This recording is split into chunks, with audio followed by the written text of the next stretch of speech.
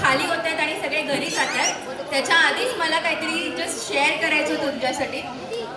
Sachdev family मी ऐकत आली नुसती सचदेव फॅमिली नाही आहे तर एक सचदेव टॅलेंट म्हणून ओळखलं जातं and this proof this okay. आणि हा प्लॅटफॉर्म तुम्ही ह्यासाठी देताय की तुमच्या त्या हिडन टॅलेंटला बाहेर पाडावं. पण मला वाटतं एक दिवसाने काही हिडन टॅलेंट बाहेर पडत नाही राईट. त्यासाठी एक नातं असतं आपण म्हणतो ना एक रिलेशनशिप आहे. ती रिलेशनशिप कोणती जास्त इम्पॉर्टंट आहे तुमच्यासाठी एक सांगू शकता कोणी पण एक.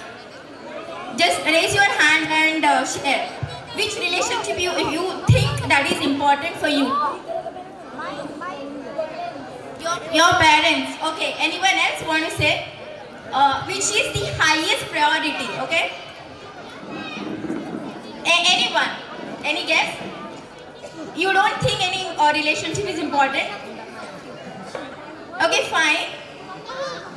I believe myself that मी स्वतः माझ्याशी जी रिलेशनशिप आहे ना आपली स्वतःची रिलेशनशिप ती सर्वात मोस्ट प्रिशियस आहे. त्याला कोणीही कधीही कोणी व्हॅल्यू देऊ शकत नाही.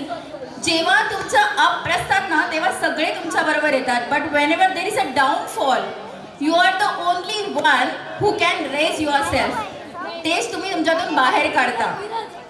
तुम्ही एक दिवस परफॉर्मन्स करता तुमचं जे टॅलेंट आहे बाहेर काढता. I totally agree. पण एक वेळ असतो आपण म्हणतो ना एखाद्या रिलेशनशिपला वेळ दिला पाहिजे. आपण स्वतःला आपल्यासाठी वेळ दिला पाहिजे. Do you agree? Do you agree? आणि तो वेळ आय मीन मी देते डेफिनेटली देते.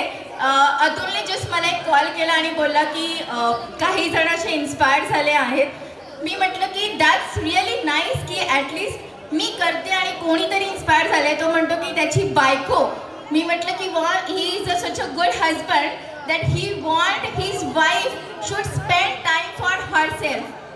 आय थिंक माझा आवाज इनफ आहे तुमच्यापर्यंत पोहोचण्यासाठी. तर डेफिनेटली वुमन एम्पॉवरमेंट वगैरे नाही आहे. Woman men I feel both are same. आपण म्हणतो ना एखाद्या पुरुषामागे एक सक्सेसफुल पुरुषामागे एक स्त्री असते. मला म्हणायचं आहे की एक गर्ल किंवा लेडीजच्या मागे पूर्ण सोसायटी असते आणि त्याच्यानेच तिला ते जास्त एक्सपोजर मिळतं. अँड आय डू बिलीव्ह की असे भरपूर जण आपल्या पाठी